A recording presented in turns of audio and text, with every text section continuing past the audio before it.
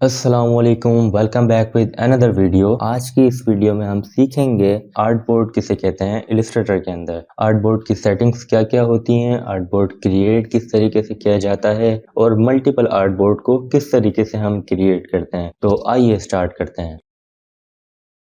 यहाँ पे मैंने इलिस्ट्रेटर अपना ओपन कर लिया है। तो सबसे पहली चीज़ यहाँ पे आप देख सकते हैं, यहाँ लिखा हुआ है क्रिएट न्यू। जब हम कोई भी अपना डॉक्यूमेंट क्रिएट करते हैं तो उसके लिए हम यहाँ से क्रिएट न्यू पे क्लिक करके न्यू डॉक्यूमेंट क्रिएट करने के लिए यहाँ से हमारे पास प्रॉपर्टीज ओपन हो जाती हैं। इसको ओपन करने का दूसरा तरीक़ाकार ये है, आप शॉर्ट की प्रेस कर लें, कंट्रोल एन प्रेस करके भी आपको ये डिटेल्स शो होने लग जाएंगी। इसका एक और तरीक़ेकार ये भी है कि आप यहाँ पे मोर प्रीसेट्स के ऊपर क्लिक करें और आपके पास ये इस तरीके से फिर से डॉक्यूमेंट ओपन हो जाएगा। अब यहाँ पर हमारे पास मौजूद है प्रीसेट डिटेल्स। यहाँ पे मैं इसको लिख देता हूँ क्लास 5। ये हमारे डॉक्यूमेंट का जो है नाम आ गया यहाँ पे। इसके बाद यहाँ पे विड्थ एंड हाइट आप सेलेक्ट कर सकते हैं। मैं इसको 1200 रख लेता हूँ और यहाँ से 800 ले लेता हूँ। उसके बाद यहाँ पे हमारे पास मेजरमेंट जो है मौजूद है। डिफरेंट मेजरमेंट है हमारे पास, pixels, point, picas, inches and so on. तो ये जो है आप अपनी रिक्वायरमेंट के मुताबिक सेलेक्ट कर सकते हैं। मैं इसको अभी यहाँ पे पिक्सेल्स के ऊपर सेलेक्ट कर लेता हूँ। उसके बाद यहाँ पे हमारे पास मौजूद है ओरिएंटेशन। ओरिएंटेशन किसे कहते हैं, मैं आपको ये एक इमेज दिखाता हूँ। ये हमारे पास जैसा कि एक मोबाइल फ़ोन है जो कि पोर्ट्रेट के अंदर है, दूसरा हमारे पास लैंडस्केप के अंदर मौजूद है। इसी तरीके से अगर मैं इलिस्ट्रेटर में फिर से जाऊँ, यहाँ पे भी हमारे पास एक मोबाइल मौजूद है और एक लैंडस्केप में मौजूद है। तो अगर मैं यहाँ पे ओरिएंटेशन पोर्ट्रेट के अंदर सेलेक्ट करूँगा तो इस तरीके से हमारे पास विड्थ जो है कम हो जाएगी, हाइट ज़्यादा हो जाएगी। अगर मैं यहाँ पे ओरिएंटेशन को सिलेक्ट करूँगा तो हमारे पास यहाँ पे विड्थ ज़्यादा हो जाएगी और हाइट कम हो जाएगी। इसको हम आगे भी और अच्छे से सीख लेंगे। यहाँ पे आर्ट बोर्ड मौजूद है, अभी इसको थोड़ी सी देर में देखते हैं। अभी यहाँ पे बस मैं आर्ट बोर्ड एक सेलेक्ट कर लेता हूँ। यहाँ पे लिखा हुआ है ब्लीड कहते हैं हम सेफ एरिया को। सेफ एरिया क्या होता है, जब हम प्रिंट डिज़ाइन कर रहे होते हैं तो उसके अंदर हम जो है थोड़ा सेफ एरिया रखते हैं ताकि प्रिंट होते वक्त हमारा जो डिज़ाइन है वो कट ना हो। तो उसकी सेफ्टी के लिए हम यहाँ से ब्लीड एरिया लेते हैं। तो अभी फ़िलहाल के लिए छोड़ देते हैं क्योंकि अभी हमें वेब के ऊपर काम करना है और वेब के ऊपर काम करने में इसकी ज़रूरत नहीं पड़ती। अब यहाँ पे हमारे पास कुछ और ऑप्शन भी मौजूद हैं। RGB हम कहते हैं रेड, ग्रीन, ब्लू कलर को, और CMY के हम कहते हैं सियान, मजेंटा, येलो एंड की कलर को। RGB जो है वेब के लिए यूज़ होता है, CMY के जो है प्रिंट डिज़ाइन के लिए यूज़ होता है। के अंदर स्क्रीन 72 ppi, मीडियम 150 ppi, इस तरीके से जो है हमारे पास डिफरेंट ppi मौजूद हैं। हम जो है जब वेब के ऊपर काम करते हैं तो स्क्रीन को सेलेक्ट करते हैं और 72 ppi को सेलेक्ट कर लेते हैं। 300 यानी बहुत ज़्यादा हाई रेजोल्यूशन पे काम करना है तो ये बेसिकली जो है प्रिंट डिज़ाइन के अंदर इस्तेमाल किया जाता है। मैं आपको रिकमेंड करूँगा आप इसी के ऊपर काम करें 72 पे, क्योंकि अगर आप 300 पे वेब के ऊपर काम करेंगे आपकी फाइल जो होगी वो बहुत ज़्यादा हैवी हो जाएगी, यानी बहुत ज़्यादा MBs भी जो है कंज्यूम कर रही होगी, स्पेस जो है कंज्यूम कर रही होगी। तो रिकमेंडेड यही है कि आप इसको इस्तेमाल करें। प्रीव्यू मोड हमारे पास जो है पिक्सल है, ओवर प्रिंट है, हम इसको डिफ़ॉल्ट ही रखते हैं। उसके अलावा अगर आप यहाँ पे मोड सेटिंग्स के ऊपर भी क्लिक करें, यहाँ से भी हमारे पास सेम सेटिंग्स एक डिफरेंट जो है लेआउट के अंदर ओपन हो गई है। हमारे पास जो पुराने वर्जन है उसके अंदर इसी तरीके से जो है इसकी सेटिंग आर्टबोर्ड की शो होती हैं। अगर यहाँ पे मैं आपको दिखाऊं, नेम हमारे पास जो हमने लिखा था प्रीसेट डिटेल्स का वो यहाँ पर नेम लिखा हुआ है। इसके अलावा प्रोफाइल, यहाँ रेडीमेड साइजेस जिस तरह यहाँ पर दिए हुए हैं इस तरह यहाँ पे इस तरीके से आ रहे हैं। नंबर ऑफ आर्टबोर्ड ये हमारे पास आ गया। यहाँ पे साइज जो भी मैं सेलेक्ट करना चाहूँ, रेडीमेड साइजेस यहाँ पे मौजूद हैं। इसके अलावा यहाँ पे विड्थ एंड हाइट जो अभी हमने सेलेक्ट की है यहाँ से, और यहाँ से मेजरमेंट्स आ गई, ब्लीड एरिया, कलर मोड। तो अब यहाँ पे अगर मैं क्रिएट डॉक्यूमेंट पे क्लिक करूँ या अगर मैं कैंसिल करके यहीं से दोबारा क्रिएट पे क्लिक करूँ तो एक ही बात है। यहाँ पे हमने अपना जो है आर्टबोर्ड क्रिएट कर लिया है। अब आर्टबोर्ड को सेलेक्ट करने का शॉर्ट की है शिफ्ट O प्रेस करेंगे तो हमारे पास ये आर्टबोर्ड ये रहा। हमारे पास आर्टबोर्ड का टूल भी मौजूद है जिसको हम शिफ्ट O प्रेस करके भी सेलेक्ट कर सकते हैं। डायरेक्टली यहाँ से भी क्लिक करके सेलेक्ट कर सकते हैं। अगर मैं यहाँ पे इसके ऊपर डबल क्लिक करूँ तो हमारे पास यहाँ पे आर्टबोर्ड के डिफरेंट ऑप्शंस आ जाएंगे। मैं इस आर्टबोर्ड का नाम भी रख सकता हूँ।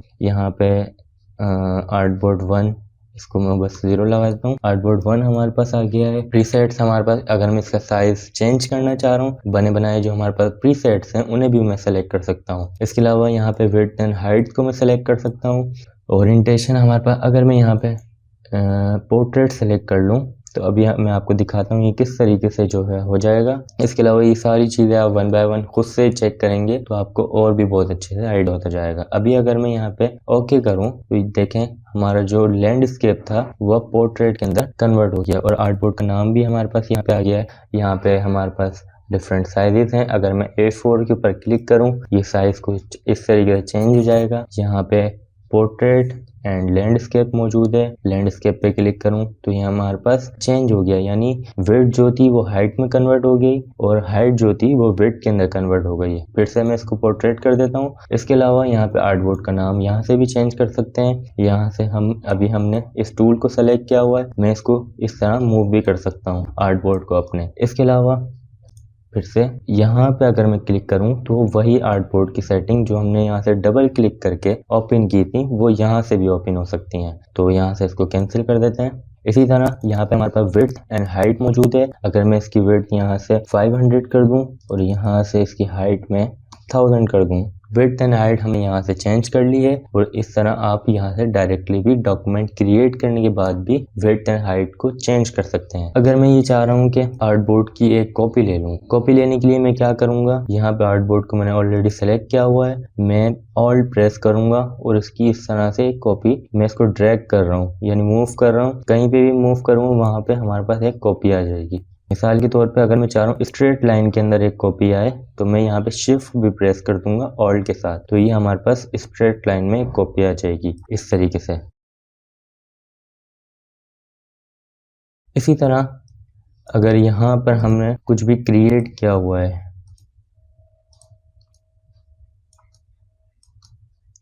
कोई मिसाल के तौर पे हमने यहाँ पे डिज़ाइन बनाया हुआ है और हम चाह रहे हैं ये भी जो है कॉपी हो जाए आर्टबोर्ड के साथ, तो यहाँ पे दोबारा फिर से आर्टबोर्ड को सिलेक्ट करना है और मेक श्योर कि आपका ये डिज़ाइन जो है लॉक नहीं है, अनलॉक है। और उसके बाद आपने ऑल्ट प्रेस करके इसकी इस तरीके से कॉपी ले लेनी है, तो ये हमारे पास डिज़ाइन भी जो है कॉपी हो जाएगा और आर्टबोर्ड भी जो है कॉपी हो जाएगा। अब मैं आपको एक चीज़ समझाता हूँ कि कैरोसेल डिज़ाइन जो आपने इंस्टाग्राम के ऊपर देखे होंगे कुछ इस तरीके से होते हैं, यानी हमारी जो पिक्चर्स होती हैं हम स्वाइप कर रहे होते हैं और डिज़ाइन कुछ इस तरीके से बना हुआ होता है। मैं आपको दूसरी भी इमेज दिखाता हूँ। एक ये वाला जो हमारा डिज़ाइन है सिर्फ एक आर्टबोर्ड के ऊपर क्रिएट किया गया है, दूसरा ये वाले आर्टबोर्ड पे क्रिएट किया गया है। इसको डिज़ाइन कुछ इस तरह किया गया है कि ये थोड़ा सा इसको थर्ड आर्टबोर्ड के ऊपर लेके गए हैं हम, ऐसा लग रहा है कि ये स्वाइप हो रहा है यहाँ से, और जब हम इसको स्वाइप करते हैं इंस्टाग्राम पे तो ये बहुत अच्छा लग रहा होता है। तो मैं आपको बताता हूँ इसके लिए आर्टबोर्ड को हम किस तरीके से क्रिएट करते हैं। यहाँ पे हम फिर से क्रिएट न्यू पे क्लिक करेंगे, वही सेम सेटिंग्स हमने सेलेक्ट कर लेनी है पहले।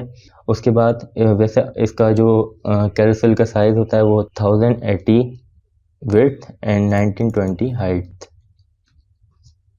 उसके बाद यहाँ से मैं अब अगर आर्टबोर्ड 5 आर्टबोर्ड सेलेक्ट कर लेता हूँ और क्रिएट के ऊपर क्लिक करूं तो कुछ इस तरीके से जो है हमारे पास आर्टबोर्ड जो है क्रिएट हो गए हैं। अब मैं चाह रहा हूं कि इनको मैं थोड़ा सा रीअरेंज कर लूं। मैं यहाँ पे आर्टबोर्ड को सेलेक्ट करूंगा और यहाँ पे लिखा आ रहा है रीअरेंज ऑल आर्टबोर्ड, यहाँ पे मैंने क्लिक किया।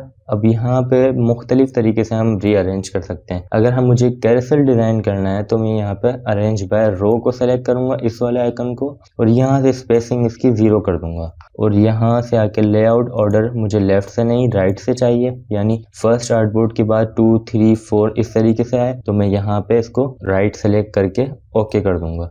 इस तरीके से जो है हमने इंस्टाग्राम कैरोसेल के लिए भी आर्टबोर्ड क्रिएट कर लिए हैं। और अगर जब हम डिज़ाइन को क्रिएट कर रहे होते हैं कुछ इस तरीके से इस तरह सेंटर में रख के कर रहे होते हैं ताकि जब वो हम इसको एक्सपोर्ट करते हैं इंस्टाग्राम के लिए तो बहुत ज़्यादा ही खूबसूरत सा लग रहा होता है। इस तरीके से जो है इंस्टाग्राम कैरोसेल क्रिएट करते हैं। दूसरी भी इसकी सेटिंग्स बता देता हूँ मैं। अगर मैं यहाँ पे सेलेक्ट करूँ ग्रिड बाय रो, यहाँ से मैं इसको 2 सेलेक्ट कर लेता हूँ और यहाँ से मैं इसको ओके कर दूँ। यहाँ पे मैंने कॉलम जो है 2 सेलेक्ट किया है, स्पेसिंग में यहाँ पे 0 ही रखी हुई है। अब मैं अगर यहाँ पे ओके करूँ तो यहाँ पे हमें एक चीज समझने की है। पहले मैं यहाँ से रूलर्स ओपन कर लेता हूँ, कंट्रोल R प्रेस किया मैंने, रूलर्स ओपन हो गए। मैं आपको एक चीज समझा देता हूँ कि अगर ये वाली जो लाइन है, यानी कि ये जो हॉरिजॉन्टल जो लाइन हमारे पास चल रही है, इसे हम कहते हैं रो, और जो हमारे पास ये स्ट्रेट लाइन जो आ रही है, यानी सीधी लाइन जो चल रही है, ये से पोर्ट्रेट के अंदर जो चल रही है, इस वाली लाइन को हम कहते हैं, यानी रो और कॉलम के अंदर आपको फर्क पहले अंडरस्टैंड करना है कि हमारे पास ये जो स्ट्रेट लाइन चल रही है इसे हम कॉलम कहते हैं, और यहाँ से जो स्ट्रेट लाइन चल रही है इसे हम रो कहते हैं। तो ये चीज आपको समझ आ गई उम्मीद है। अब फिर से अगर मैं यहाँ पे आऊँ रीअरेंज पे, और अब मैं ग्रिड बाय कॉलम कर दूं इसको, और यहाँ से मैं 2 रोज सेलेक्ट कर लूँ, तो ये अब कुछ इस तरीके से आ जाएगा, यानी 2 रोज हमारे पास, 1 एक ये वाली रो हो गई, एक ये वाली रो हो गई, 2 रोज हो गई। यहाँ पे आप देख सकते हैं कि आर्टबोर्ड कौन सा है, आर्टबोर्ड के नेम्स यहाँ पे मौजूद हैं। इसके अलावा आर्टबोर्ड को हम एक और तरीके से जो है क्रिएट कर सकते हैं। आप सिंपली इन कॉर्नर्स की मदद से भी आर्टबोर्ड का साइज छोटा बड़ा कर सकते हैं। और यहाँ पे अगर आप कॉर्नर पे देखें तो आपको मेजरमेंट भी जो है शो कर रहा है कि कितनी मेजरमेंट आपके पास इसकी हाइट और विड्थ के अंदर मौजूद है। इस तरीके से भी जो है आप आर्टबोर्ड को एडिट कर सकते हैं। उम्मीद है आपको ये आज की क्लास पसंद आई होगी। अगर पसंद आई है तो लाइक करना ना भूलिएगा। और अभी हमने बहुत कुछ सीखना है। मैं ये चाह रहा हूँ कि आपको बेसिक जो सारी चीजें हैं उनको सबको कवर कर लें हम, उसके बाद हम फिर एडवांस लेवल भी स्टार्ट करते जाएंगे।